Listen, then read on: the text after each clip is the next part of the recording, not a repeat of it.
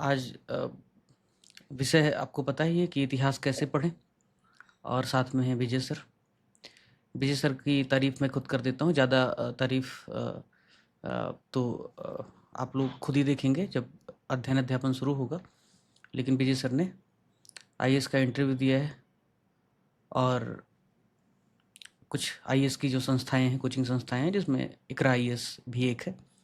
तो प्रतिष्ठित IAS coachings में उन्होंने इतिहास पढ़ाया है।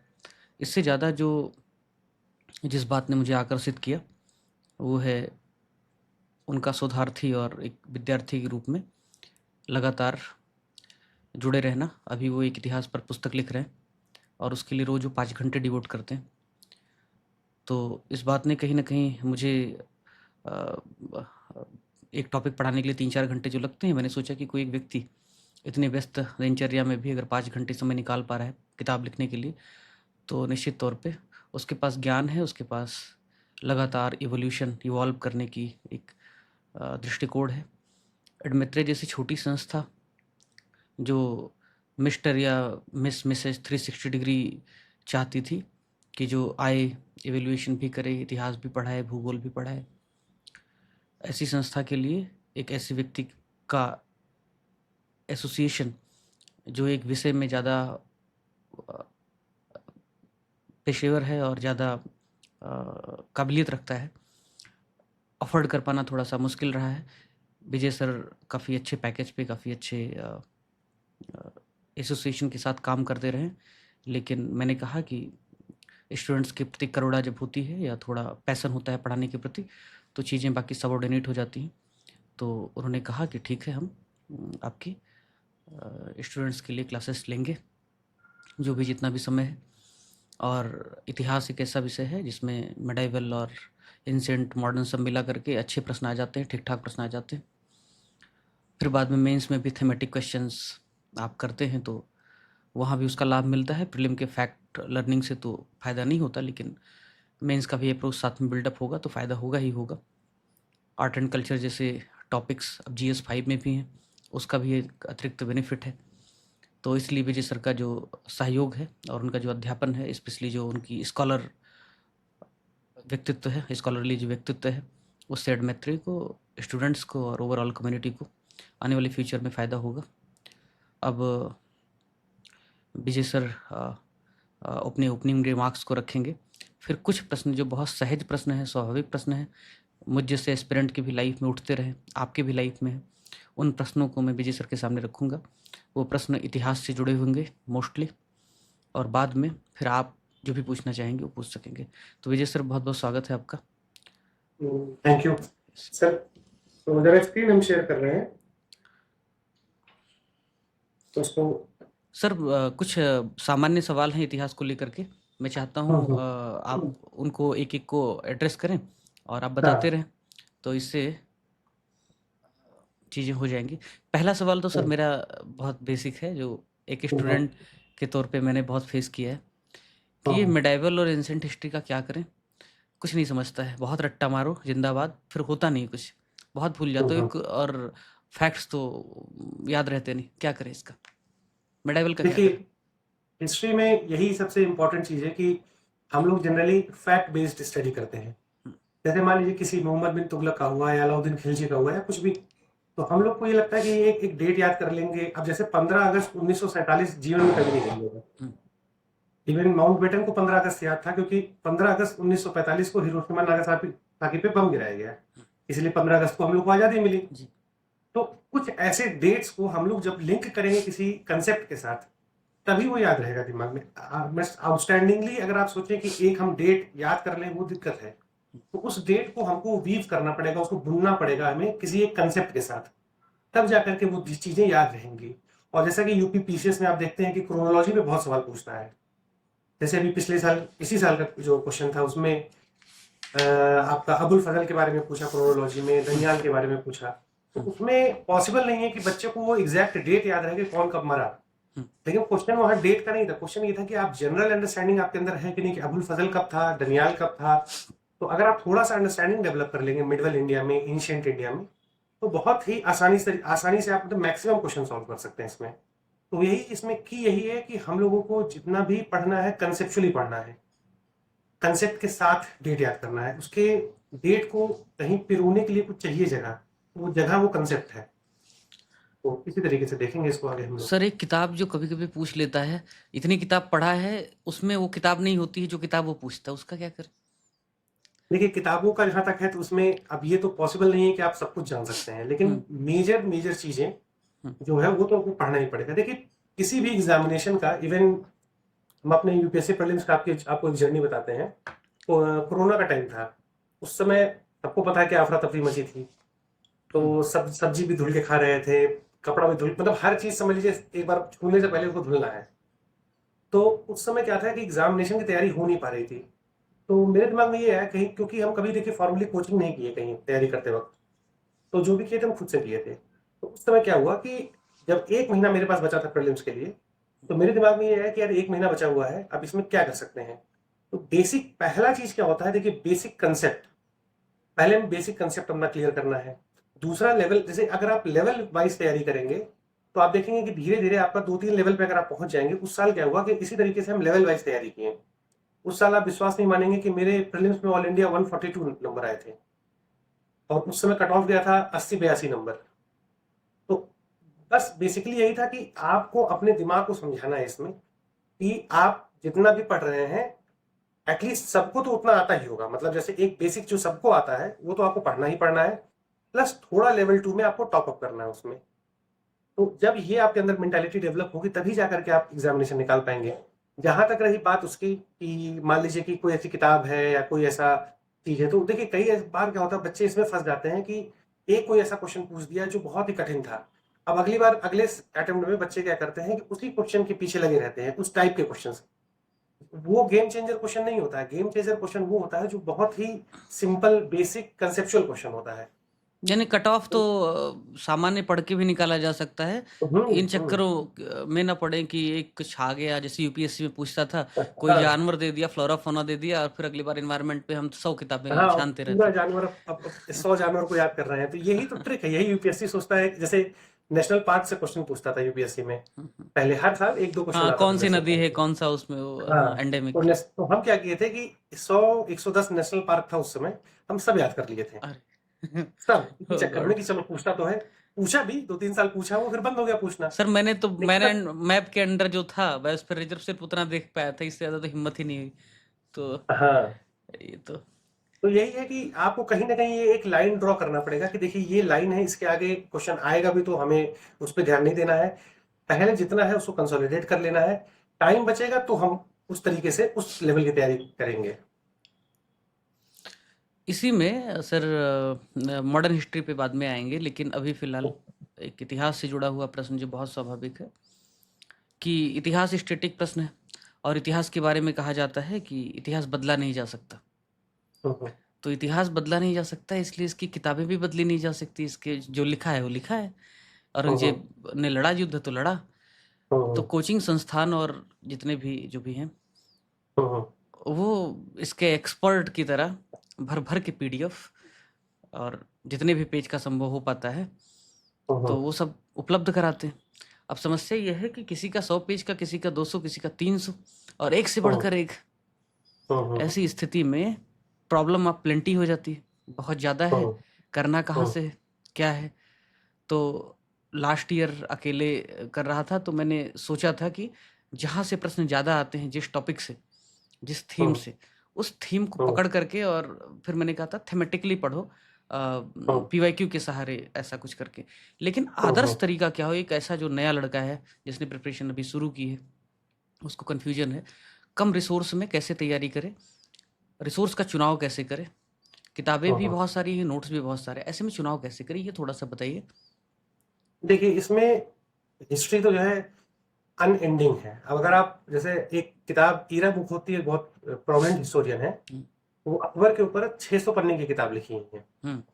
डे बाय डे का उसमें अकबर का है कि आज अकबर ये किया, कल ये किया, परसों ये किया। तो अब पॉसिबल तो है नहीं कि 600 पन्ने का। अब यूपी पीसीएस में इस बार एक क्वेश्चन पूछा था कि बैरम खान को खाने खाना का टाइटल दिया गया। बड़ा कंट्रोवर्शियल क्वेश्चन था ये क्वेश्चन। इसका जवाब उस किताब में था।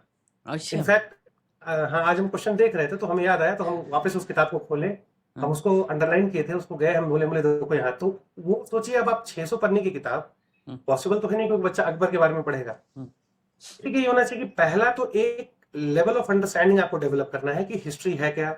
हुँ, बेसिक क्रोनोलॉजी आपको पता होना चाहिए कि पहले मौर्य आए कि पहले गुप्ता आए, महाजनपदा, मतलब चेंजेस कैसे कैसे हुए, कंटिन्यूटी क्या क्या रही। तो ये सब बेसिक चीजें जो है आप सब, हमें लगता है एनसीईआरटी अगर आप पढ़ेंगे तो आपको बेसिक एक जानकारी मिल जाएगी, कि बेसिक जानकारी आपको इस तरीके से कि भाई कौन सा डायनेस्टी कब आया।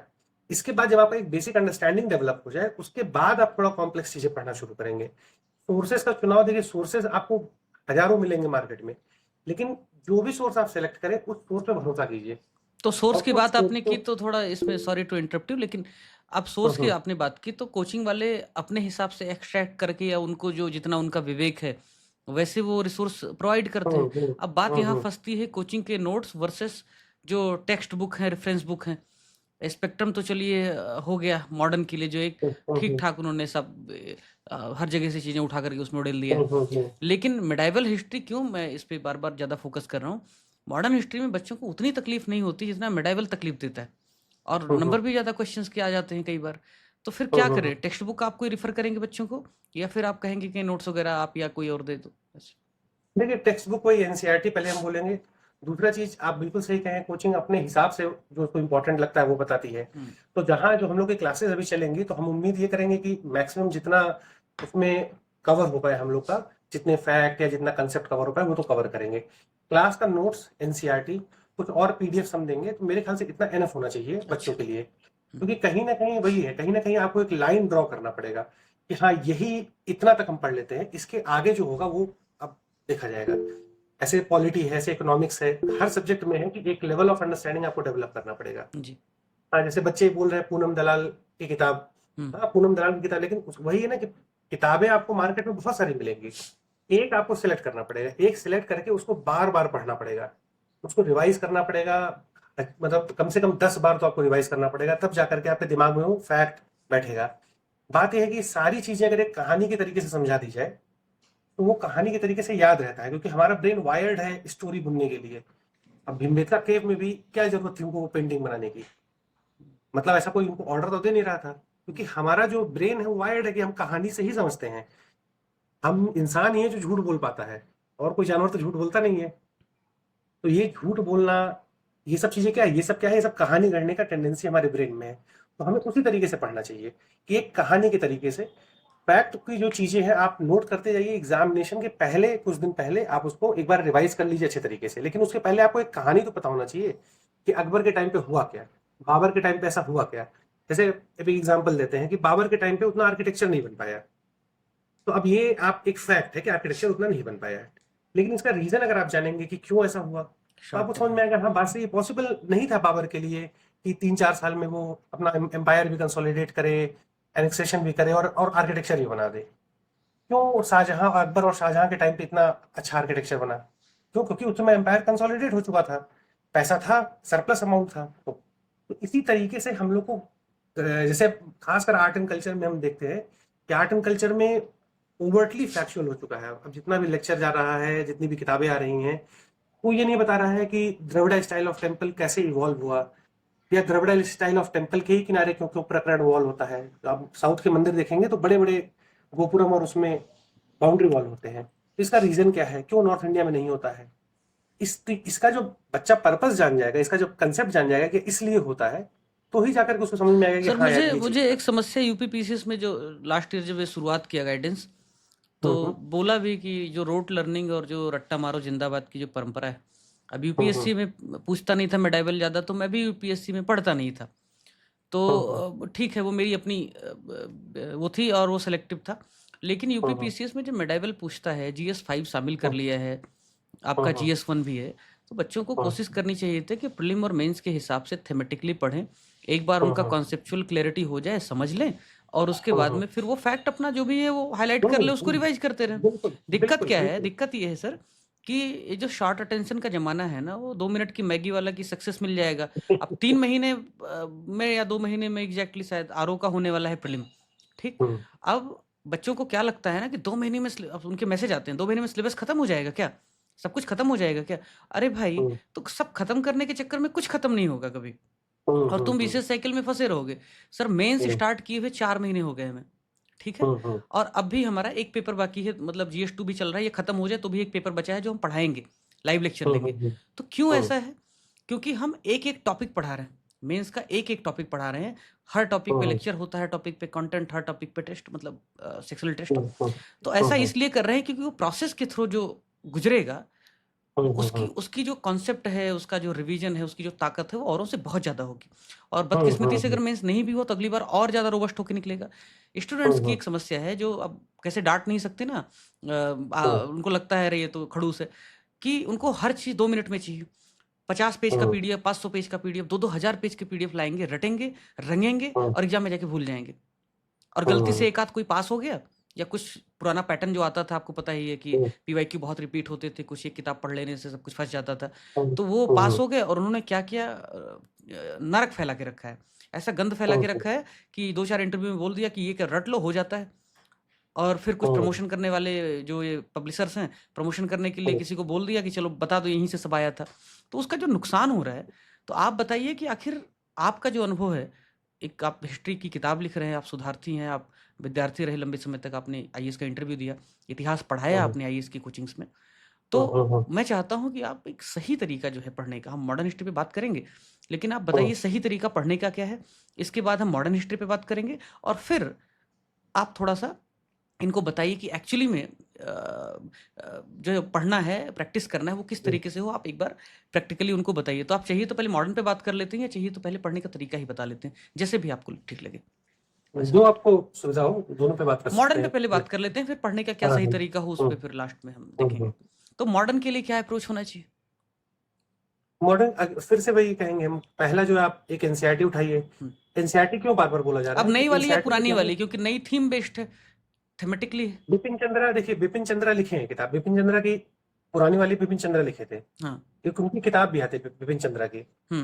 और एक बड़ी मोटी किताब आती है। तो जो फिर पतली वाली किताब है ओरिएंट ब्लैक स्वॉन की, ब्लू या रेड वाली, रेड कलर में हाँ है शायद, हाँ, हाँ व्हाइट हाँ रेड में, हाँ, हाँ। ब्राउन कलर की है, तो उसको आप पढ़ सकते हैं। वो क्या है, एक बेसिक आपको बहुत अच्छा, बहुत ही इजी लर्निंग वाली किताब है, मतलब लैंग्वेज का सिलेक्शन, वर्ड का सिलेक्शन जो है बहुत इजी है, हिंदी इंग्लिश मीडियम दोनों बच्चे उसको पढ़ सकते हैं, बहुत अच्छे तरीके से आप समझ जाएंगे। जब एक बार वो आप समझ जाए, फिर आप वापस आइए अपने प्रीवियस ईयर क्वेश्चन पे। अभी तो चाहे यूपी पीसीएस की बात हो, चाहे यूपीएससी की बात हो, फिर प्रीवियस ईयर क्वेश्चन पे आइए, उस क्वेश्चन को देखिए कि जितना आप पढ़े हैं, एटलीस्ट क्या क्वेश्चन आपको समझ में आ रहा है कि ये पूछा क्यों है। अब जैसे कि ये तो नहीं पूछेगा ना कि रॉबर्ट क्लाइव आत्महत्या, एक बार रॉबर्ट क्लाइव जो है, सब जानते हैं ना, वो जब ब्रिटेन से निकला था, तो यहाँ मद्रास में उसकी पोस्टिंग हुई पहले, तो मद्रास में इतना फ्रस्ट्रेट हो गया ना कि वो आत्महत्या करने वाला था। अच्छा। लेकिन एन मौके पर रुक गया वो, और उस किस्मत बदली उसकी, फिर बैटल ऑफ प्लासी हुआ, ये सब बदली। ये तो नहीं पूछेगा ना कि आत्महत्या कब किया, कब करने वाला था, या क्यों करने वाला था। तो देखिए हिस्ट्री तो ये भी है, हिस्ट्री तो ये भी है, लेकिन ऐसा नहीं है कि ये पूछेगा। तो आपको ज्यादा क्वेश्चन जाके देखना पड़ेगा कि ये एक्चुअली पूछ क्या रहा है, और एटलीस्ट इतना अंडरस्टैंडिंग डेवलप हो आपको कि क्वेश्चन को अप्रिशिएट कर पा रहे हैं कि अच्छा हाँ ये क्वेश्चन तो इसलिए पूछा। इसीलिए तो सर मैं कह रहा हूँ कि जो PYQ है वो गाइडिंग फोर्स है, और जो अपना जो अभी पढ़ाई होगा, आपसे जब कल हमारी चर्चा हुई कि पढ़ाएंगे कैसे, कैसे इतिहास आप पढ़ाएंगे, तो मैं तो आपको सिखा नहीं सकता इतिहास कैसे पढ़ाएंगे, क्योंकि आप तो इस मामले में आप काफ़ी अनुभवी हैं।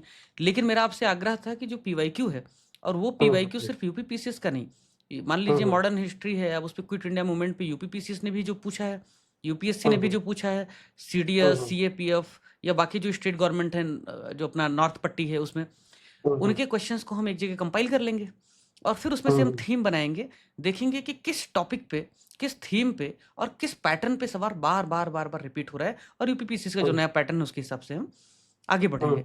तो कहानी के हिसाब से आप पढ़ाइए, लेकिन ये टारगेटेड थोड़ा आप कहना चाह रहे हैं, ताकि PYQ के हिसाब से पढ़ेंगे तो भटकना नहीं पड़ेगा ज्यादा। जैसे कि अब कुछ कुछ थीम इंपॉर्टेंट है, जैसे 1857 का रिवोल्ट है, ये एक सदाबहार टॉपिक है, चाहे आप किसी भी पीसीएस का एग्जाम ले लीजिए, यूपीएससी का एग्जाम ले लीजिए, वो पूछता है ऐसे सवाल। ऐसे ही सोशल रिलीजियस रिफॉर्म मूवमेंट है, जैसे विमेन का रिफॉर्म हुआ, एजुकेशन हुआ, ये सब सारी चीजें तो आपको पढ़नी चाहिए। पर्सनालिटीज पे क्वेश्चन पूछता है, ये सब चीजें तो पढ़नी ही पढ़नी है। लेकिन वही है कि इसमें जो जो भी फैक्ट है, जैसे मान लीजिए कि फैक्ट आपको बहुत मिलेंगे, अब ये आपको कहीं ना कहीं प्रीवियस ईयर क्वेश्चन देख करके उन फैक्ट को आपको पिरोना पड़ेगा इस लेक्चर में, कि हाँ चलो ये पढ़े थे तो ये हुआ था। इससे क्या होगा कि आप तभी उस फैक्ट को याद रख पाएंगे। तो बिना बिना कंसेप्ट के आप कैसे फैक्ट याद रख पाएंगे? आप किसी का नाम आपको मैं से बोल दें, जोसेफ गोबल, अगर आपको हम नाम बोल दें, अब हम आपसे 10 दिन बाद पूछें कि जोसेफ गोबल कौन था, तो शायद ना याद रहे। लेकिन अगर आपको हम बता देंगे प्रोपेगेंडा मिनिस्टर था हिटलर का, ये काम किया, तो आपको शायद याद रहे। तो वही है कि बिना मतलब आप एक कंसेप्ट के फैक्ट याद, क्योंकि पहला सीढ़ी तो यही है कि आप एटलीस्ट आपको वो तो पता हो कि हाँ भाई गांधी कब आए, या अफ्रीका कब गए, या गांधी को ट्रेन से फेंका कब गया। ये सब चीजें पता तो होना चाहिए कि ये चीजें ऐसी इस क्रोनोलॉजी में हुई थी। भले आपको डेट नहीं पता है, भले आपको एग्जैक्ट डेट नहीं पता है, लेकिन आपको ये दिमाग में होना चाहिए, क्योंकि एग्जाम में कई सारे क्वेश्चन ना एलिमिनेट करके आप निकाल सकते हैं। हाँ।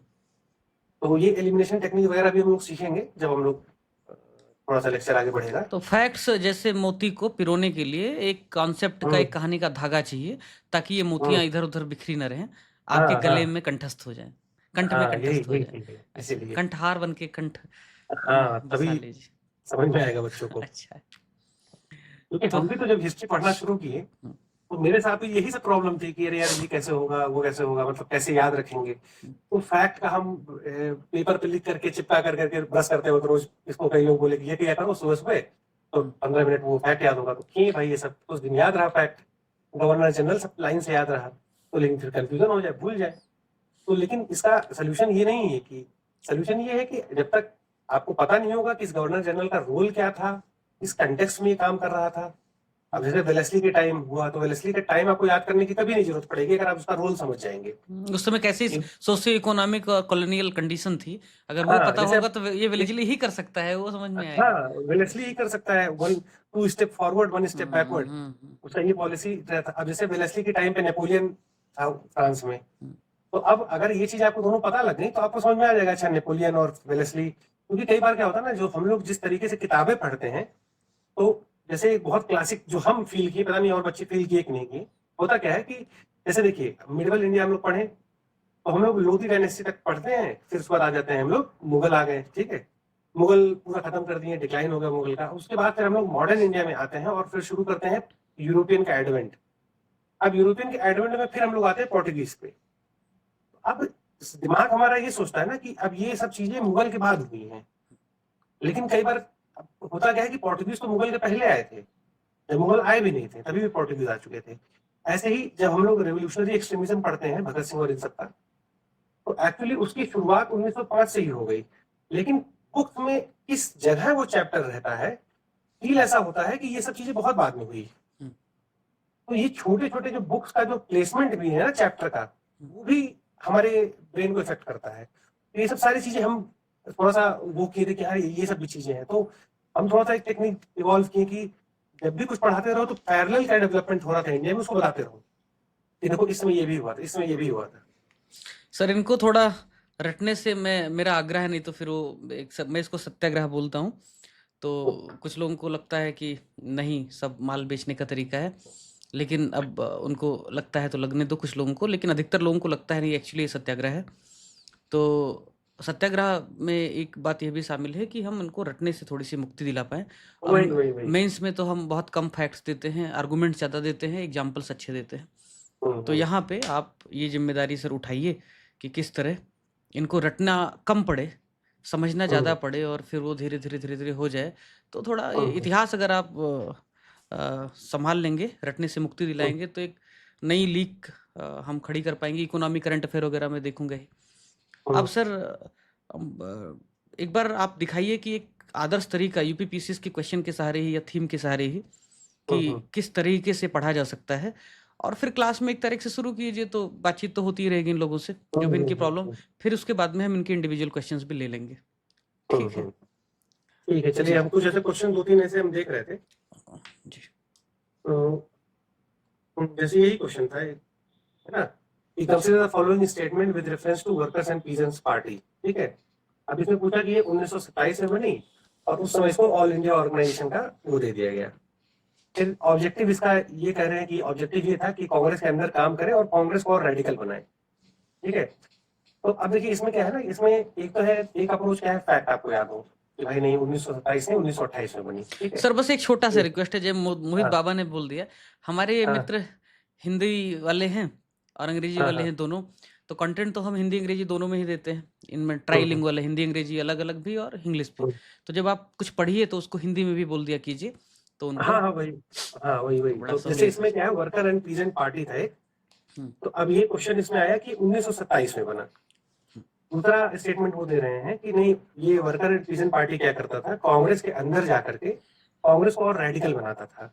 ठीक है, इसमें एक तरीका तो ये है कि आपको याद हो कि भाई 1927 नहीं, 1928 29 जब भी बनाइए।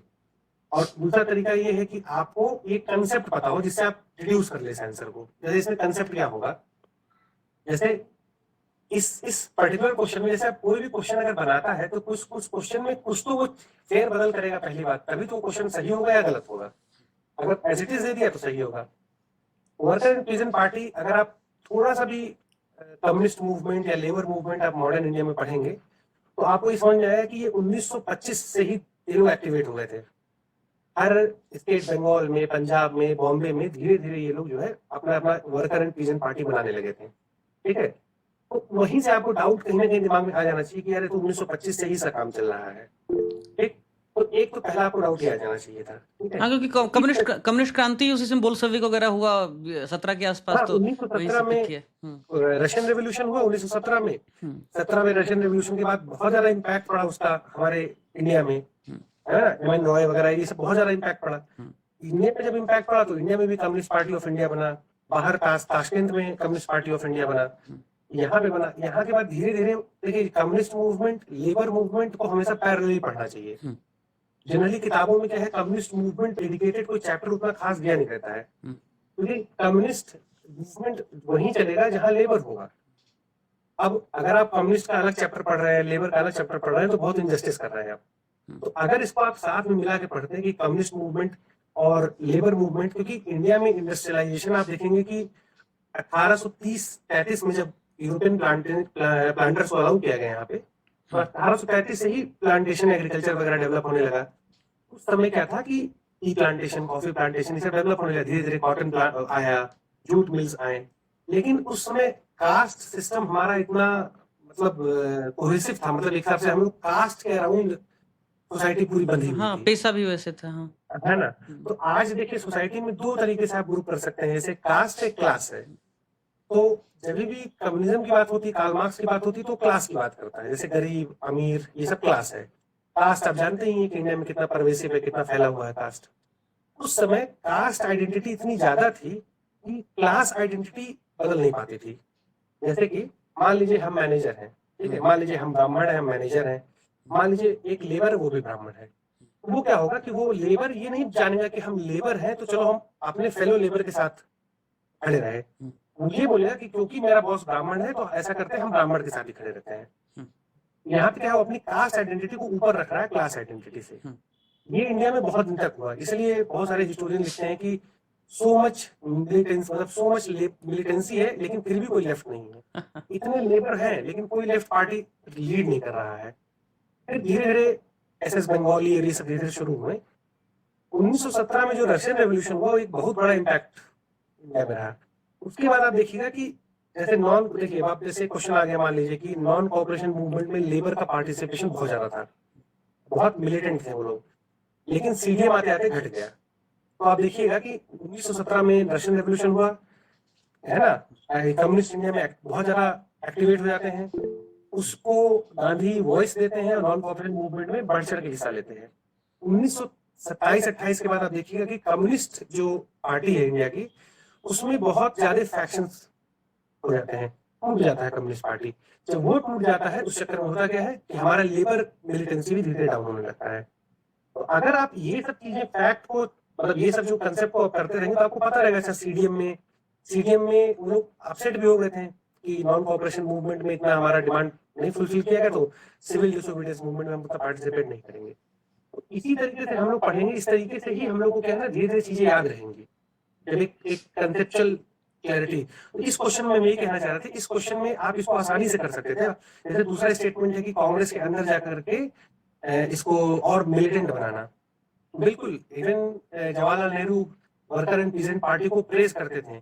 अच्छा उनको लगता था कि हाँ चलो ठीक है भाई, वो लोग आए हैं तो कांग्रेस को और मिलिटेंट व्यू दे रहे हैं, खुद ही क्योंकि सोशलिस्ट कांग्रेस एक सोशलिस्ट विचारधारा उनकी थोड़ी थी, इंक्लाइंड थे, तो हाँ हाँ सोशलिस्ट विचारधारा थी, और कांग्रेस एक मोनोलिथिक पार्टी था जिसमें बहुत डिफरेंट काइंड ऑफ, इसलिए तो अम्ब्रेला। नॉन कॉपरेटिव के बाद pro changer, no changer, TDM के बाद है ना स्वराजिस्ट निकले कांग्रेस से, तो जो कि बिल्कुल ही जिंदा निकले कांग्रेस से। ये सब तो इसी कांग्रेस एक पैकेज था पहले, धीरे धीरे टूटता गया। इसी तरीके से हम लोग जो है इसको कर सकते थे। ऐसे दूसरा कुछ क्वेश्चन देख लेते हैं, जैसे जस्टिस पार्टी के ऊपर है। Justice Party oppose Congress by calling it a Brahmin dominated organisation, मतलब कि जस्टिस पार्टी कांग्रेस को अपोज कर रहा था ये कह के कि ये ब्राह्मण जो है डोमिनेटेड है, मतलब ब्राह्मण लोग इसको चला रहे हैं। दूसरा स्टेटमेंट दे रहा है कि it claim the same communal representation for non Brahmins and moral as the Morley Minto reforms had given to Muslim. दूसरा ये कह रहा है कि ये मॉरली मिंटो रिफॉर्म में मुस्लिम्स को एक सेपरेट इलेक्टोरेट दिया गया था, ये नॉन ब्राह्मण के लिए भी वही सेपरेट इलेक्टोरेट चाहते थे। सेपरेट इलेक्टोरेट का मतलब जैसे कि आज हम वोट देते हैं तो कोई भी जाके वोट दे सकता है एक पर्टिकुलर एज के बाद। सेपरेट इलेक्टोरेट में क्या होता है कि पर्टिकुलर कम्युनिटी का, जैसे मान लीजिए मुस्लिम को सेपरेट इलेक्टोरेट दिया गया, तो सिर्फ मुस्लिम कैंडिडेट वहां से खड़ा हो सकता है चुनाव लड़ने के लिए, और सिर्फ मुस्लिम ही वोट करेंगे उसको। तो ये है सेपरेट इलेक्टोरेट। तो ये चाह रहे थे कि नॉन ब्राह्मण को भी सेपरेट इलेक्टोरेट दिया जाए, ये स्टेटमेंट इनका है। अब इसको अगर आप इस क्वेश्चन एक हम डेवलप किए थे अपने प्रीलिम्स में, कोहेरेंसी, जैसे कोई स्टेटमेंट आप पढ़ते हैं तो अगर आपको कोहेरेंट लगे, वो मतलब कोहेरेंट मतलब जैसे मान लीजिए आपके सामने कोई झूठ बोलेगा तो आप थोड़ा सा समझ जाएंगे कि झूठ बोल रहा है, क्योंकि किसी कहानी एक लाइन में बैठ नहीं रही है, कोहेरेंट नहीं है कहानी। इस स्टेटमेंट में अगर आप इसको पढ़ेंगे तो इसमें आपको कहीं भी ऐसा नहीं लगेगा कि ये नॉन कोहेरेंट है। जैसे कि जस्टिस पार्टी जो भी जानेगा, जस्टिस पार्टी का मूल बेस यही था कि वो नॉन ब्राह्मण के लिए काम करेगी। साउथ इंडिया में 1916 में इसको बनाया गया, इसका ऑफिशियल नाम था साउथ इंडियन लिबरल फेडरेशन। इसका जब मूल ही एंटी ब्राह्मण था, तो ये जो दोनों स्टेटमेंट बहुत पॉसिबिलिटी है कि ये बोल सकते हैं। इन दोनों स्टेटमेंट में बहुत ऐसा नॉन कोहेरेंट कुछ नहीं लग रहा है। जैसे मान लीजिए कि अगर हम आपसे कहें कि B.R. अम्बेडकर जो है वो ब्राह्मणों को राइट देने की बात करते थे, ब्राह्मणों को और सशक्त करने की बात करते थे, मान लीजिए स्टेटमेंट आ गया, तो ये स्टेटमेंट कितना आपको पॉसिबिलिटी लग रहा है कि सही होगा? स्टेटमेंट बहुत कम पॉसिबिलिटी लग रहा है कि ये स्टेटमेंट सही होगा, क्योंकि B.R. अम्बेडकर का जो पर्सनालिटी है, जो उनका पॉलिटिकल व्यू था, वो दलित की बात करता था। तो ये नॉन कोहेरेंट स्टेटमेंट हो गया। ऐसे ही इसमें अगर बात की जाए तो इसमें बहुत ज्यादा पॉसिबिलिटी है कि ये दोनों चीजें जस्टिस पार्टी कहे होंगे। तो बच्चों को यही समझाना चाह रहे हैं कि इसको अगर आप रट के नहीं, अगर आप एक उसका थीम जान जाएंगे कि जैसे सर ने बताया कि नेहरू एक सोशलिस्ट लीनिंग के थे, तो अगर नेहरू सोशलिस्ट लीनिंग के हैं और कोई ऐसी सोशलिस्ट चीजें अगर की गई हैं और उसमें नेहरू का नाम आ गया, तो एक पॉसिबिलिटी रहेगी कि हाँ नेहरू ऐसा कह सकते हैं, ऐसा बोल सकते हैं। इसी तरीके से जस्टिस पार्टी भी एंटी ब्राह्मण था। इस दोनों स्टेटमेंट में कुछ ऐसा नहीं लिखा हुआ है जिसमें कि ये लगे आपको कि अरे यार ये तो हो ही नहीं सकता जस्टिस पार्टी का। एक दूसरे को काट नहीं रही है, कंट्राडिक्टरी नहीं है, और कॉन्ट्राडिक्टरी स्टेटमेंट नहीं है, जस्टिफाई भी कर रही हैं दोनों एक दूसरे अलाइन को। कर रही हैं, तो और दोनों मैं तो स्टेटमेंट कह सही रहा हो हूँ सर जाएगा। कि अब जितना कला आता हूँ मैं, तो इस क्वेश्चन को देखने के बाद में अभी मैं एग्जाम में, ये 24 का पेपर है क्या सर या 23 का है? हाँ 24 का है शायद अच्छा, ये। तो अब इसको मैं देखता और मुझे नहीं भी पता होता, मैं सोचता भाई जस्टिस है तो जस्टिस इनजस्टिस के खिलाफ होता है। अब उस समय कास्ट सबसे बड़ा इनजस्टिस था, ब्राह्मण जिसके ऊपर थे, तो ब्राह्मणिज्म ऊपर था तो उसके खिलाफ ही जस्टिस था। हाँ तो ब्राह्मण और जस्टिस अपोजिट, तो लो जस्टिफाई कर रहा है दूसरा वाला। हाँ जस्टिफाई कर लेकिन दिए, तो ये तो यही ना, इसी तरीके से ट्रिक yes, yes. और कुछ जो उस समय दिमाग में आपके आ अरे जाए, लेकिन तुक्का ये नहीं कि है वो सर, लॉजिक, ये तुक्का नहीं, ये तो एक art of solving the question है ना, जो डेवलप हाँ कर लॉजिक। अब यूपीएससी प्रीलिम्स में जब हम लोग क्वेश्चन पेपर देने जाते थे तो 30-35 क्वेश्चन सटीक पता होता था। हाँ, इससे ज्यादा होता ही नहीं। 30-35 क्वेश्चन, हाँ। लेकिन अब 140 नंबर कैसे आया? क्योंकि बाकी सब लॉजिकल गेस होता है कि हाँ ये कर सकते हैं, ये कर सकते हैं, ये कर सकते हैं, ये सही होगा, तो वही आपको लॉजिकल गेस करना है। वैसे ये क्वेश्चन तो बहुत आसान था, मतलब ये क्वेश्चन टफ की कैटेगरी में तो हम नहीं रखेंगे, बहुत आसान क्वेश्चन था। जैसे अब और एक क्वेश्चन है आपका, ये क्वेश्चन आप मान लीजिए टफ कह देंगे कि बहुत टफ क्वेश्चन था ये, इसको क्रोनोलॉजिकल ऑर्डर में लगाना है। कैसे क्वेश्चन लगाए? देखिए हाँ बहुत बताइए प्यारी इसे थी। जरा। जैसे देखिए, मर्डर ऑफ अबुल फजल शेख मुबारक फैजी दनियाल, ठीक है। अब इसमें देखिए ये टफ क्वेश्चन इसलिए है क्योंकि पहला तो डेट किसी को याद नहीं रहता ये सब चीज का, और पर्सनालिटी भी हमें सबको 3 याद, बहुत अनपॉपुलर हैं, एक को छोड़ के बाकी सब। हाँ अबुल फजल को छोड़ करके शायद ही किसी को कुछ पता हो, ठीक है। लेकिन यही है कि थोड़ा सा अगर आदमी अच्छे से पढ़ाई करे, तो जैसे फैजी है वो महाभारत का ट्रांसलेशन किए थे पर्शियन में, और ये अबुल फजल के भाई थे। शेख मुबारक जो थे वो पिता थे अबुल फजल के, और शेख मुबारक ही जो थे जो दीवाने आम और दीवाने खास में अकबर का जो चल रहा था एक्सपेरिमेंट रिलीजन को लेकर के, तो शेख मुबारक उसमें बहुत बड़ा रोल प्ले किए थे। शेख मुबारक से तो थे मतलब इस्लाम के, लेकिन इनका बहुत रैशनल उस समय अप्रोच था रिलीजन को लेकर के। इनका बहुत बड़ा इम्पैक्ट रहा है अकबर की पर्सनालिटी पे शेख मुबारक का। तो अब शेख मुबारक पिता थे, अबुल फजल भाई बेटे, और उसका भाई फैजी, और दनियाल अकबर का बेटा। तो अगर इतना थोड़ा किसी को पता होता तो तो ये सवाल हो सकता था कि भाई कौन कब मरा होगा, हाँ, लेकिन सर है सर ना? सर मुझे तो लग रहा ये है ये थोड़ा टफ हो टफ जाएगा। क्वेश्चन है। ये बाउंसर को छोड़ हाँ देना ही ठीक है। कई बार ना छोड़ना ठीक हाँ होता हाँ है। हाँ, इसको ये तो भाई नहीं बिल्कुल हम करना है। कहते हैं कि ये क्वेश्चन इसलिए था हाँ कि ना करो, ठीक है? वैसे हाँ, इस क्वेश्चन को ना करिए अगर आपको इतना पता हो कि अबुल फजल 3-4 अगर पता हो तो। लेकिन वैसे हम लोग अगर डिस्कस करते हैं तो इस टाइप की तो चीजें हम लोग आप डिस्कस तो करेंगे। आप बताइए, जब आप मेडाइवल हिस्ट्री पढ़ाएंगे, हम्म जब अब कल्पना जिस तरीके से माहौल बदल रहा है ना, यूपीपीसीएस का क्लाइमेट बदल रहा है, थोड़ा सा हम्म तो प्रोएक्टिव होना ही पड़ेगा। मैंने एक हम्म वीडियो बनाया था चोर सिपाही वाला, कि भाई हम्म वो चोर की तरह आगे आगे, हम सिपाही की तरह पीछे पीछे। तो जिंदगी भर हम हम्म चोर का पीछा करेंगे, कभी पकड़ पाएंगे कभी हम्म नहीं पकड़ पाएंगे। तो इसी चोर हम्म सिपाही खेलना है क्या?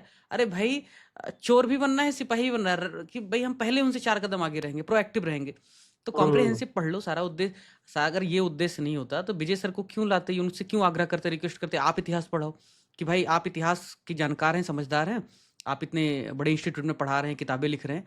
मैं ही किसी को बोलता भाई कि चलो तुम ही पढ़ा दो, है ना? किसी भी आजकल तो हर कोई हर विषय का, है ना, अवध ओझा 4 साल इतिहास पढ़ाए तो इतिहासकार हो जाते हैं। तो ये राष्ट्रीय ऐसा, समाजी ऐसा है। तो सर जब आप पढ़ाएंगे मेडाइवल हिस्ट्री, तो इस हम्म। प्रकार के क्वेश्चन्स को बाउंसर को हाँ कवर देखिए, कैसे कराएंगे, ये मेरा थोड़ा जानना है। जैसे देखिए इसी क्वेश्चन को अगर हम पढ़ाते हैं, जब आपको मेडिवल हम पढ़ाते हैं, तो हम जब बात कर रहे होते हैं अकबर के टाइम के लिटरेचर की, तो उसमें हम आपको अबुल फजल और फैजी का नाम जरूर बताते हैं। हम्म, हमें बताते हैं ये दोनों भाई थे और ये दोनों ऐसे ऐसे काम किए, ठीक है? तो हम चलिए, ये तो कोई नहीं पढ़ाएगा कि ये कौन कब मरा, हम्म, लेकिन हम नाम लेते हैं कि अबुल फजल ने ये किया और फैजी ने ये कंट्रीब्यूशन दिया, ठीक है? जब हम अकबर का दीन इलाही और ये सब बताते हैं, तो उसमें हम शेख मुबारक का नाम जरूर लेते हैं कि शेख मुबारक के ही इन्फ्लुएंस से, और जो कि इनके पिता थे। तो ये 3 नाम तो हम जरूर लेते हैं। और ये इसलिए भी रही सर बात मुझे लग रहा है कि स्टूडेंट्स को पता हम्म हो ना हो, लेकिन ये जो अबुल फजल हैं और हम्म ये जो बाकी नाम आपने बताए, अब हम्म अकबर के समय सबसे प्रभावशाली लोगों में रहे। तो जो सबसे हम्म, प्रभावशाली लोगों में रहे, अब उनके बारे में चर्चा तो बेसिक बनती ही है। बिल्कुल तो बिल्कुल। कम से कम आप ये क्वेश्चन नहीं भी कर पाते, लेकिन आइडिया होता, कम से कम उतने अपरिचित आइडिया नहीं होता रहते। है, आप नाम तो सुने होते ना, शेख मुबारक जानते हैं इनके पिता है, तो हो सकता है शेख मुबारक पहले मरे हों। हम्म, भाई ये लॉजिकल आदमी अगर गेस लगाता तो इस तरीके से गेस लगा सकता था, लेकिन ये क्वेश्चन एक टफ था, तभी मैं आपसे बोलिए क्वेश्चन बहुत टफ था। ये एक हिसाब से कहीं इलॉजिकल क्वेश्चन था कि बच्चों का इंटेलेक्ट आप क्या चेक करना चाह रहे हैं इस क्वेश्चन से? हम्म। ये तो बिल्कुल जो आया तो आया, नहीं तो नहीं आया, तो ये तो इंटेलेक्ट नहीं चेक कर रहा हूँ बच्चों का, लेकिन ठीक है, अभी हम लोग टैकल करेंगे। ऐसा नहीं हम कह रहे हैं कि 100% आपके हिस्ट्री का क्वेश्चन सॉल्व हो जाएगा उससे, लेकिन ये है लेकिन कि सर तब आपका ज्यादा अप्रोच लेक्चर नहीं चेंज हो होगा। जाएगा? मतलब ऐसे अगर हम पढ़ेंगे तो हम्म, कैसे एक समयबद्ध, चूंकि फाउंडेशन कोर्स 2 साल का तो है नहीं। आज ही किसी दिल्ली की हाँ हाँ कोचिंग का देख रहा था एडवर्टीजमेंट कि 2 साल का हम्म फाउंडेशन कोर्स करें। मैं सोचता हूँ कि मैंने भी 4 साल 4.5 साल यूपीएससी में गुजारे। मुझसे कोई कहता हम्म 2 साल फाउंडेशन कोर्स कर लो, तो मैं तो कभी पढ़ ही नहीं पाता। हाँ, लगातार। लेकिन ये कि देखिए, हम एक होता है ना कि क्लास में जो डिस्कशन होता है, तो बच्चों को यही हम कह रहे हैं कि जब जो भी डिस्कस कर रहे होंगे क्लास में, हम्म। वो ये ध्यान रखिए, उसको ध्यान से सुनना है। हाँ भाई, पीडीएफ कई के बार चक्कर में वो मत पढ़ो यार, लेक्चर के हाँ, ज्यादा काबिल लो। पीडीएफ के चक्कर में ना, ज्यादा डिस्कसिव मोड में रहे कि आप कुछ पूछें हम बताएं आपको, और प्लस हम आपको जो भी, कई बार क्या होता है टीचर के मुंह से कुछ बात ऐसे निकल जाती है कि वो इंपॉर्टेंट होता है, बाद में क्वेश्चन आता है। तो यही अटेंशन स्पैन आपका थोड़ा सा इंस्टाग्राम से हट करके थोड़ा सा लॉन्ग अटेंशन स्पैन आपको चाहिए यहाँ, क्योंकि हमारा एक नया टर्म अभी ऑक्सफोर्ड डिक्शनरी में लाया गया, ब्रेन रॉट। हाँ हाँ तो हाँ ब्रेन रॉट जो हो रहा है ना, ये साइंटिफिकली प्रूव हो चुका है कि हमारा ब्रेन जो रॉट हो रहा है, मतलब सड़ रहा है अब। हाँ। और उसका प्राइमरी रीजन क्या है कि अटेंशन डेफिसिट। तो ये थोड़ा सा ये ध्यान दीजिएगा कि इस तरीके से अगर आप क्लास में डिस्कशन करेंगे, तो मुझे उम्मीद है कि आप लोग 70-80% तो चीजें याद रखेंगे, क्योंकि उस तरीके से डिस्कशन होगा। तो भैया जो बाकी तो विजय सर की जो ये बात है, sorry to interrupt Vijay sir, कि जो क्लास में बात की जाए, जो चर्चा की जाए, उसको ध्यान से सुनो। ये चीज़ जो आज सर बोल रहे हैं, इसीलिए मैं कहता हूँ ना, महाजनो इन गतो सपंथा, कि भाई जो आपका पूर्वज है, आपके पहले जो जा चुके हैं और सही मायनों में जिन्होंने उस पगडंडी को चुना है, उनकी बात सुन लिया करो। सबकी बात नहीं, जो कभी गया ही नहीं है। इसलिए क्योंकि जब ये शुरुआत की थी तब कहा था कि भारत में अब भी और आगे भी जो शिक्षा व्यवस्था है वो उपनिषद की ही परंपरा से चलेगी, बैजू के बाजारीकरण से नहीं चल सकता। इसलिए नहीं चल सकता क्योंकि भारत में कंप्लीटली कोई ये कहे कि शिक्षा व्यवस्था नॉन इंटरेक्टिव मोड में हो जाएगा, सब कुछ रिकॉर्डेड, सब कुछ आपको परोस दिया जाएगा, तो वो होने नहीं वाला है। जिज्ञासा और इंटरेक्शन दो ऐसे पिलर हैं, ह्यूमन इंटरेक्शन ऐसे पिलर हैं जिसका मूल्य भारत से नहीं खत्म हो सकता, क्योंकि Bharat completely techno oriented society नहीं है। भारत एक बहुत ट्रेडिशनल और बहुत अलग वाइब्रेंट सोसाइटी है। तो आपका जो अनुभव है, आपका जो जुड़ाव है, आपकी जो जो पढ़ने की जो इच्छा है, वो लाइव क्लास में, इंटरेक्टिव क्लास में, और उपनिषद वाली जो परंपरा है, गुरु शिष्य साथ में बैठ के पढ़ते थे, उसमें ज़्यादा सार्थक होगा। इसीलिए मैं लाइव पढ़ाता हूँ। 200 से ज़्यादा वीडियोज़ मेरे यूट्यूब पे हैं विद इन 8 to 10 मंथ्स, और कम से कम एप्लीकेशन और बाकी जगह मिला के 100-150 वीडियोज़ होंगे, लेक्चर्स होंगे। मेंस के लिए इतना पढ़ाया, तो मैं चाहता हूँ, और जब भी कुछ पढ़ाया मुँह उठा के आया नहीं। एक छोटा सा टॉपिक भी पढ़ाने के लिए 5-5, 6-6 घंटे, 7-7 घंटे में उस पे काम करता हूँ, सब लोग जानते ही हैं। तो अभी ई गवर्नेंस पे कल पढ़ाया, 10 मिनट का रिकॉर्डिंग बचा था, लेकिन उसके लिए वैलिडेशन करने में 2-2.5 घंटे लग गए। फिर रात के 3-4 बजे जाकर के उसको फाइनल किया। तो विजय सर, इतिहास में उनका जो दखल है, उनकी जो प्रवृत्ति है और उनका जो व्यक्तित्व है, सर के लिए मैंने कल एक टर्म इस्तेमाल किया था कि सर के व्यक्तित्व में एक ऊष्मा दिखती। तो मैं चाहता हूँ कि उस ऊष्मा से, उस अनुभव से आप भी खुद को तरोताज़ा बनाइए। इट्स नॉट ऑल अबाउट माल बेचना, क्योंकि जो भी भगीरथ के बच्चे हैं सबके लिए फ्री है। तो जो भी मुझे सुन रहे हैं उनको बता दूं कि पढ़ लो। प्रीलिम फेल हो गए थे गलती से, तो मेंस पढ़ लिया है, और प्रीलिम भी पढ़ लो, ठीक है। तो अब सर आप एक एक बच्चों का सवाल लीजिए, एक एक सवाल उनका, और आंसर कीजिए। मैं आपको आपके जो भी सवाल हैं एक एक करके पूछ लीजिए, और सर उस पर जवाब देंगे।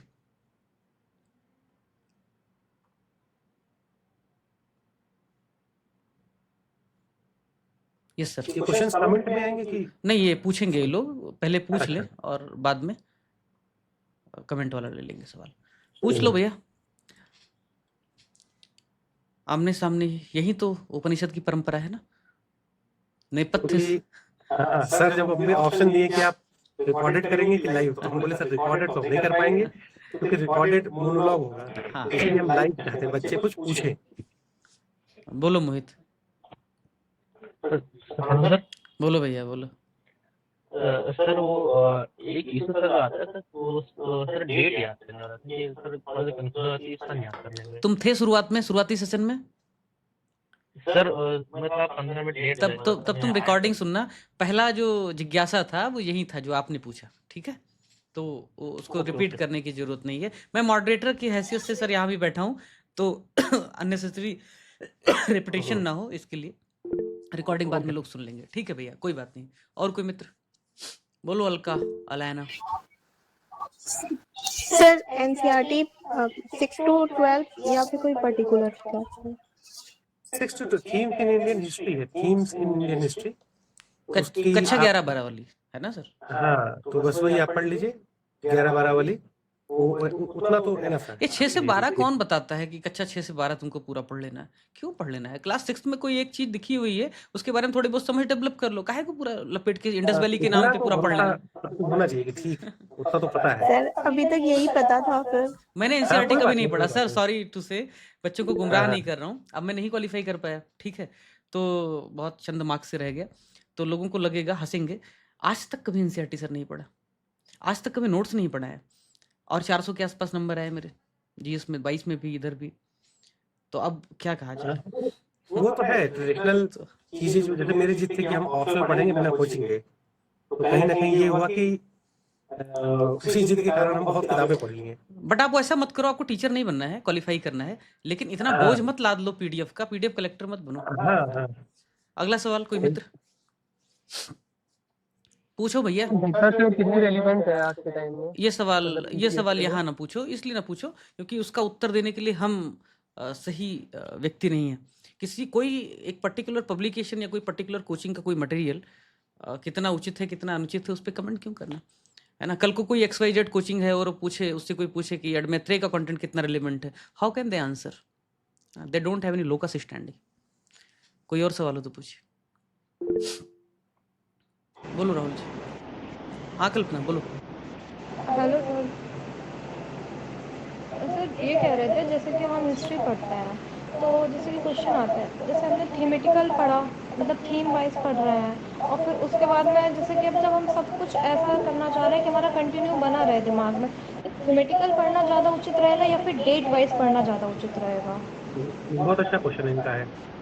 बेसिकली ये क्या होता है, इसमें क्या है, जैसे क्लासिक दिक्कत किसमें आती है ना, थीमेटिक और क्रोनोलॉजिकल आप जो बता रही हैं, इसमें आर्ट एंड कल्चर में बहुत दिक्कत आती है इसमें। जैसे मान लीजिए कि आप अशोक के टाइम का पढ़ रही हैं, ठीक है, तो अशोक के टाइम में आप क्या है, कुछ पॉलिटिकल डेवलपमेंट पढ़े, सोशल डेवलपमेंट पढ़े और प्लस आर्किटेक्चरल डेवलपमेंट पढ़ते हैं आप। तो आर्किटेक्चरल डेवलपमेंट में आपको बहुत कुछ मिल जाएगा, एक स्तूपा होगा, वहाँ का पिलर होगा, है ना, आपके अशोकन एडिक्ट्स होंगे, तो बहुत सारा चीज हुआ। ऐसे ही आप जब पोस्ट मॉडर्न एज में आएंगे, गुप्ता एज में आएंगे, तो एक पर्टिकुलर राजा के अराउंड बहुत कुछ हुआ, कुछ म्यूजिक में डेवलपमेंट हुआ, कुछ पेंटिंग में डेवलपमेंट हुआ, कुछ आर्किटेक्चर में डेवलपमेंट हुआ। तो अगर हम क्रोनोलॉजिकली पढ़ने जाएंगे तो क्या होगा कि हर एक राजा के बीच में जो जो डेवलपमेंट हुआ वो पढ़े, फिर नेक्स्ट। तो हमारे दिमाग में ये नहीं बैठ पाता है कि temple as a whole develop कैसे हुआ इंडिया में, म्यूजिक एज अ होल कैसे डेवलप हुआ इंडिया में, या पेंटिंग एज अ होल कैसे डेवलप हुआ इंडिया में। तो आर्ट एंड कल्चर के लिए थीमेटिक स्टडी ज्यादा, हम जो एक्सपीरियंस किए हैं, आर्ट एंड कल्चर के लिए थीमेटिक स्टडी बहुत अच्छा होता है आर्ट एंड कल्चर जैसे टॉपिक के लिए। बाकी जो एंशिएंट मिडिवल ये सब है, तो उसमें आप क्रोनोलॉजिकल पढ़िए, जैसे कि अशोका के टाइम का social issue, economic issue, political issue पढ़ लिए, खत्म। पोस्ट मॉडर्न एज में आए, social economic political, Gupta age में आए, सोशल इकोनॉमिक पॉलिटिकल, ये क्रोनोलॉजिकल हो गया आपका। लेकिन आर्ट एंड कल्चर में हम लोग थीमेटिक स्टडी करेंगे। जैसे टेम्पल उठाए, temple right from you can say post modern as से जो एविडेंस मिले हैं वहां से लगाए, सीधे हम लोग आ जाएंगे अब तक कि क्या डेवलपमेंट हुआ है, ट्रेस करेंगे। स्तूपा अगर हम पढ़ेंगे तो मॉडर्न एज से लेकर के हम लोग ऑलमोस्ट 7th 8th सेंचुरी तक पढ़ेंगे, इस तरीके से। वेल बोलो राहुल।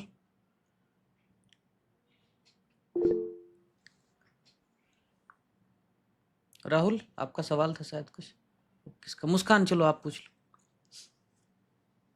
सर जैसे पहले एशियन पढ़े या फिर मिडिवल पढ़े या मॉडर्न पढ़े, मुझे सब तीनों समझ नहीं आती, जिसके मतलब जीरो। देखिए हम लोग शुरू करेंगे मॉडर्न इंडिया से।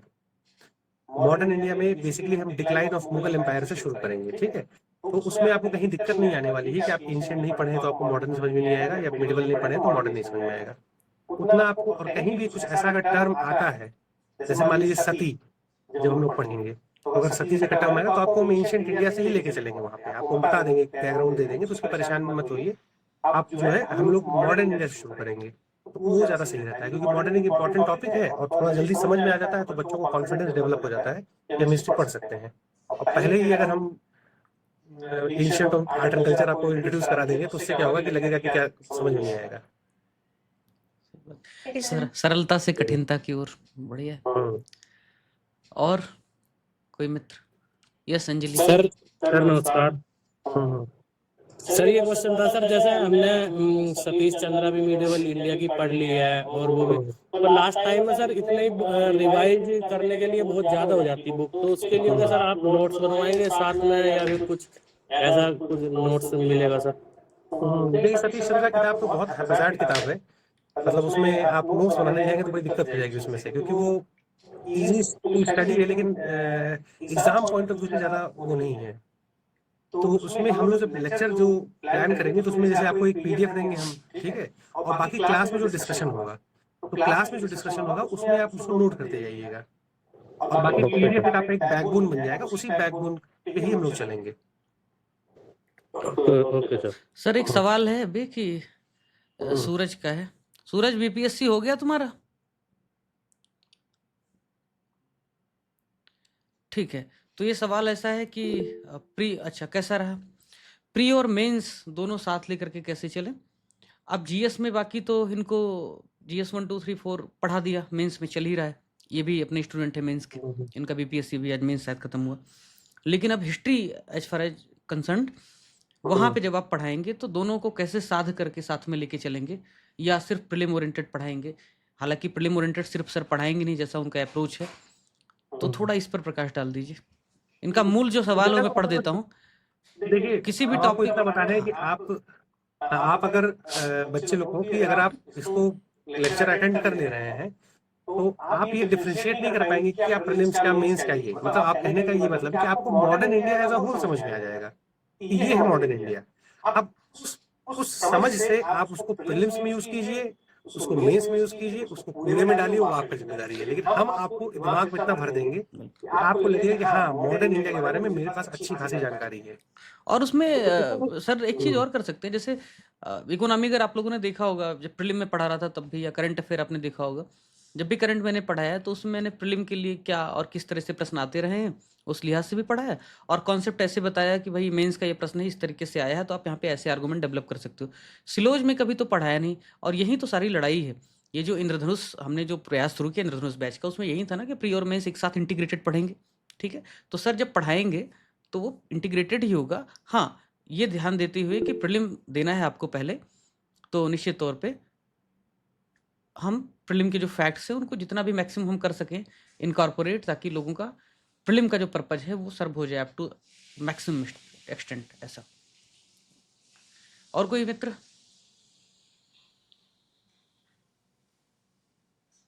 सर एग्जाम, हाँ बोलो Rahul. Sir exam point of view से मिडवल हिस्ट्री के लिए कौन सी अच्छी बुक रहेगी? मिडाइवल के लिए? सर मिडाइवल पूछ रहे हैं? मिडिल इंडिया के लिए हाँ सर। देखिए, एग्जाम पॉइंट ऑफ व्यू से आपको हम सच बताएं तो अभी कोई फैक्चुअल ऐसी जैसे पूनम दलाल की बुक है, तो फैक्ट आपको याद करना हो तो आपको बहुत सारा सोर्स मिल जाएगा फैक्ट याद करने के लिए। तो देखिए, पर्पस हमारा ये है ना, हम आपसे बोल रहे हैं ना, पर्पस हमारा ये है कि फैक्ट ऐसी चीज है कि जो लास्ट टाइम आप याद कीजिएगा। अभी आपको एक समझ डेवलप करनी पड़ेगी कि मिडिल इंडिया की समझ क्या है। तो जब वो समझ आप डेवलप कर लेंगे ना, तो फैक्ट कहीं से भी आप पढ़ आपको याद हो जाएगा, है ना। तो आप एक कभी किताब के चक्कर में ना पड़िए, अभी लेक्चर होने दीजिए, लेक्चर आप अटेंड कीजिए, उसके बाद आपको कमी अगर लगेगी कि हाँ मुझे कोई किताब पढ़नी है, इससे ज्यादा हमें जानना है, तो आप सतीश चंद्रा है, इग्नू के नोट्स कई लोग पढ़ते हैं। सर के पास हो जाएगा सर ना। एक छोटा सा रिक्वेस्ट है मेरा, अभी जो आपने बोला ये समस्या है, जैसे आप किताब लिख रहे हैं इतिहास पर, तो आपने बहुत सारी किताबें पढ़ी होंगी, बहुत सारा रिसर्च, मौलिक रिसर्च किया होगा, तो मैं आपसे एक रिक्वेस्ट करता हूँ कि बच्चों को जो भी आप कंटेंट देना चाहें हमें हमारी टीम को दे दिया कीजिए पीडीएफ पहले। हम उस पीडीएफ को जैसे आप बोलेंगे कस्टमाइज करके कि ये हिस्सा ही खाली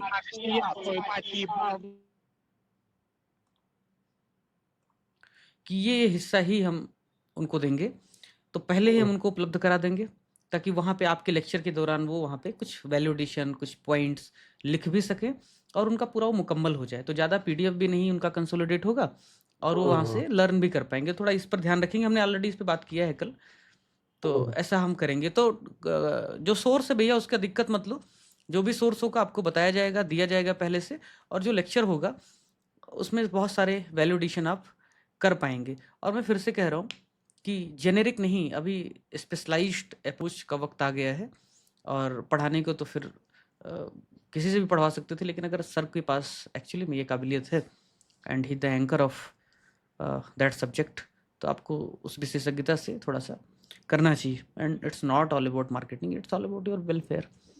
हाँ सर, थैंक यू। और कोई भैया? Sir I have a question. Sir मेरी मोस्टली हिस्ट्री तो मतलब काफी सही है, लेकिन सर जैसे बहुत सारी चीजें होती है कि कंटेम्प्रेरी चल रही होती है, जैसे ऊपर मुगल था, नीचे विजयनगर में, ये सब कंटेम्प्रेरी चल रहे थे, तो बहुत सारी चीजें होती है कि इंटरलिंक्ड होती है। बिल्कुल। तो सर हाँ, तो सर एक चीज को पढ़ने में दूसरी चीज छूटती जाती है, तो सर आपके हिसाब से इसके लिए सही अप्रोच क्या रहेगी कि आप उसको छोड़ो मत, भूलो मत?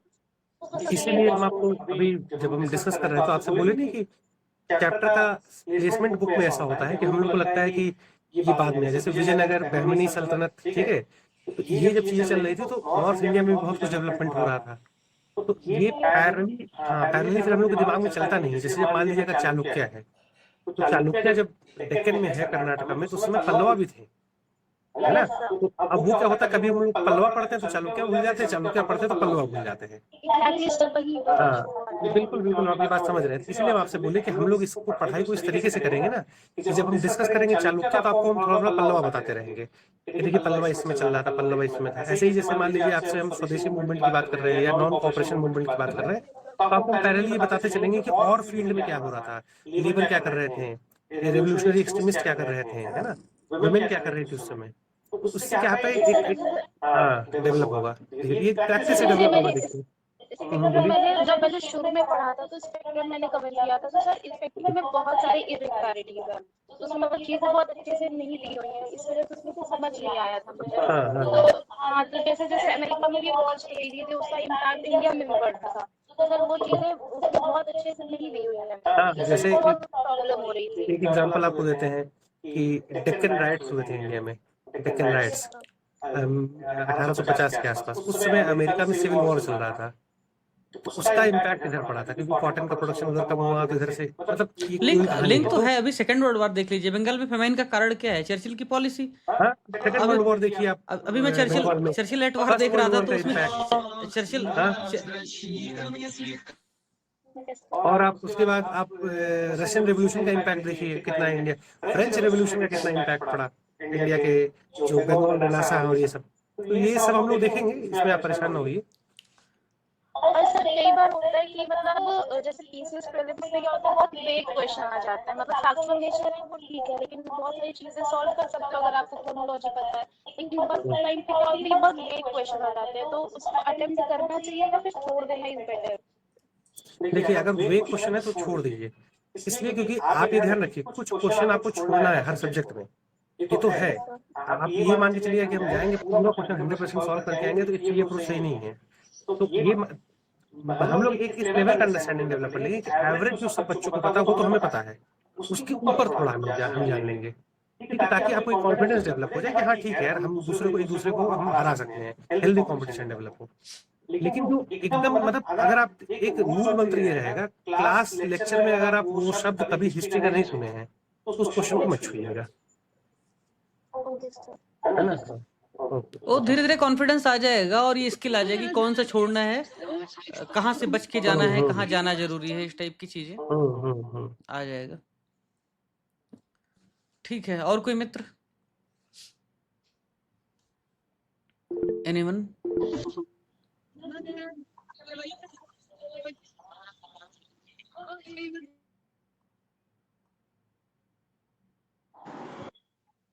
हेलो।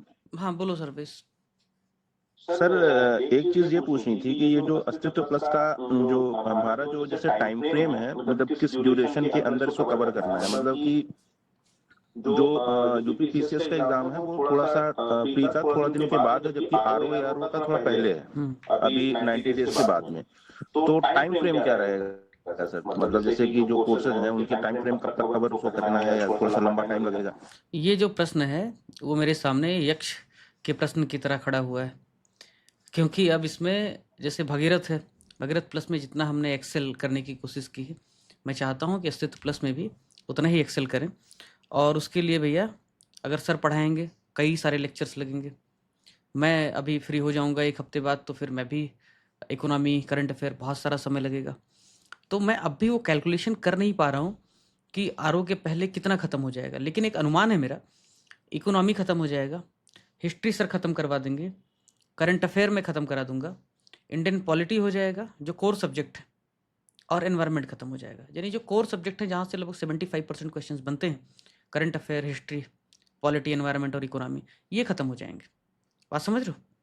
बहुत ऐसे यूपी स्पेशल जैसे टॉपिक्स या कहीं से और कुछ जनगणना, तो वो सब मैं कराने भी नहीं वाला हूँ। कहोगे तो कंटेंट वगैरह दे देंगे, टीचर है ना अब उसके लिए, है ना, वो सब नहीं करेंगे। ठीक, तो 75% ऑफ द सिलेबस आप एक्सपेक्ट कर सकते हो कि खत्म हो जाएगा। जी जी जी बिल्कुल, वो सही रहेगा। वो एक मतलब वो टारगेट बाकी तो हम लोग कुछ ना कुछ पढ़ ही रहे हैं, लेकिन मतलब ये था कि सर जो ज्वाइन करना है वो खुद से टाइम फ्रेम मतलब कि थोड़ा प्रायोरिटाइज कर रहे हैं वही भैया, था। प्रायोरिटाइज कर रहे हैं। जैसे सर अभी हिस्ट्री शुरू करेंगे, जी अब जी आपकी मेहनत के ऊपर डिपेंड करता है। कुछ लोग बहुत ग्रांटेड लेते हैं, जैसे भगीरथ वालों को कहा कि भाई हम उनको प्रीलिम पढ़ाने वाले हैं, आज उनको आना चाहिए था सेशन में, आए नहीं। अब उस टाइप का तो पर्सन हूँ नहीं कि वो आए नहीं और बस चलता रहेगा, तो मैं फिर उनको एक्सेस नहीं दूंगा। तो थोड़ा सा सख्ती करने वाला हूँ। तो कोशिश करो कि सर का सेशन चलता रहे, मैं अपना इकोनॉमी भी शुरू कर दूँ, करंट अफेयर भी मैं शुरू कर दूँ हर 3-4 दिन पे, हफ्ते में। तो पैरेलल चीज़ें चलती रहेंगी तो ज़्यादा तेज़ी से ख़त्म होगा। तो उतनी हिम्मत आप भी लेके आओ ना, जी जी है ना? ऐसे 75% तक वी आर टारगेटिंग। और कोई सवाल? मेरी आवाज आ रही है? बोलिए। हेलो बोलो सूरज। सर, मैंने मिडिल लेवल से हमेशा पढ़ा है, पर जब भी क्वेश्चन लगाने गया उसमें डाटा तो हमेशा खाली रहा है। तो मेरा सोर्स ही गलत है, मैंने पढ़ा ही गलत था उसे।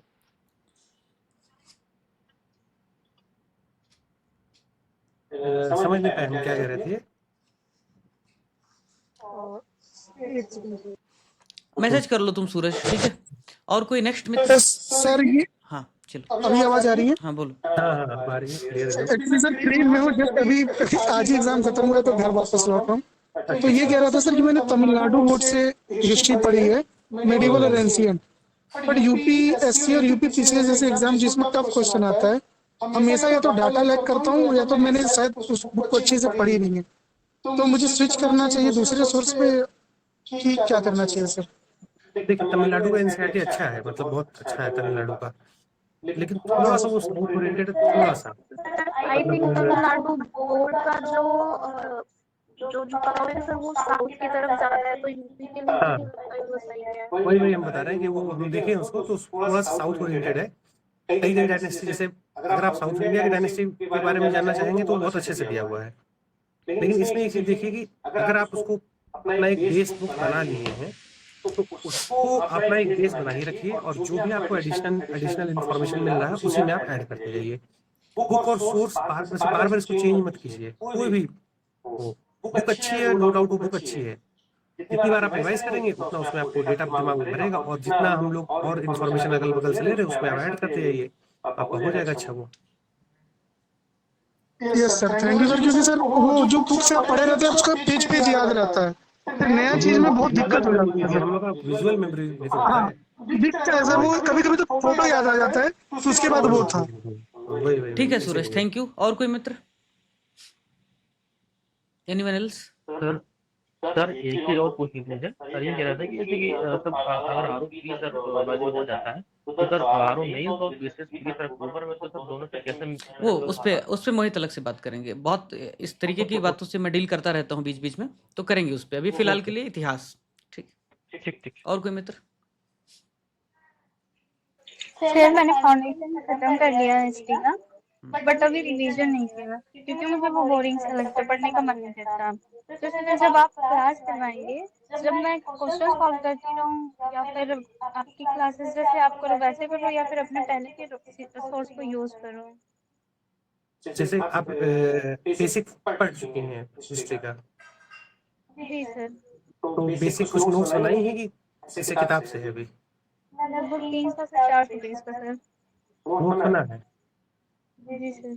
तो अब नोट्स अगर बना हुआ है तो जो हम क्लास में पढ़ाएंगे आप पहले से आपको एक दिया जाएगा एक कि भाई आज ही हम लोग डिस्कस करने वाले हैं, एक बार अपना रिवाइज करके आइएगा, तो क्लास में उसको ज़्यादा अप्रिशिएट कर सकेंगे आप उस चीज़ को, और उसके बाद जो एक्स्ट्रा इन्फॉर्मेशन मिलेगी अपने नोट्स में इंटीग्रेट करते जाइएगा उसको। द्विशा, आपका सवाल देखा अभी सर ने जैसा बोला कि जो सोर्स है उसको छोड़ो मत, और जो सोर्स उद्देश्य फुलफिल करने में सक्षम नहीं है उन अतिरिक्त इन्फॉर्मेशंस को, अतिरिक्त कॉन्सेप्ट को उसमें ऐड ऑन कर सकते हो क्लासेस के साथ साथ। तो जो भी आपके पास है उसके अतिरिक्त आप उसको कॉम्प्लीमेंट कीजिए, ठीक है? ऐसा। और कोई मित्र? ठीक है, मोस्टली तो सर हो ही गए। 1 तारीख से 1 मई से लेबर डे कब होता है सर? मजदूर दिवस? हमसे पूछ रहे हैं? हाँ मई में ही होता है ना? मई में 4 से 4 मई या 5 मई। ठीक है, मजदूरी शुरू करते हैं सर 1 तारीख से, ठीक है ना? तो क्योंकि वो ट्रम्प ने अगर फूल क्या भाई, तो ठीक है। ठीक है, तो 1 तारीख से हम लोग हाँ सर, मजदूरी शुरू करेंगे। ठीक है भैया? बहुत बहुत धन्यवाद जो लोग आए, और जो लोग नहीं आए उनको भी धन्यवाद। तो शुरू करेंगे। उनको इसलिए धन्यवाद क्योंकि वो अपना किसी ज़्यादा ज़रूरी काम में फंसे हैं, फिर पूछते हो, मैसेज करते हो, फिर दिक्कत होती है। मैं कहता हूँ प्रोसेस फॉलो कर लो, फॉलो द प्रोसेस। धीरे धीरे रेमना, धीरे सब कुछ होए, माली सींचे 100 घड़ा, ऋतु आए फल होए। एक दिन में ये कुछ हम नहीं। अपने एनवायरनमेंट के GS3 के पेपर में इसको हम लिख के आए थे ये। अच्छा, बढ़िया। Thank you so much sir. Sir आपका ये जो कोट है ना, अभी जस्ट BPSC के ऐसे में लिख के आया हूँ। बहुत ठीक है। चलिए, सही है। चलो भैया, thank you everyone, thank you so much sir. शुभ रात्रि, सब थैंक यू खैर। एवरीवन।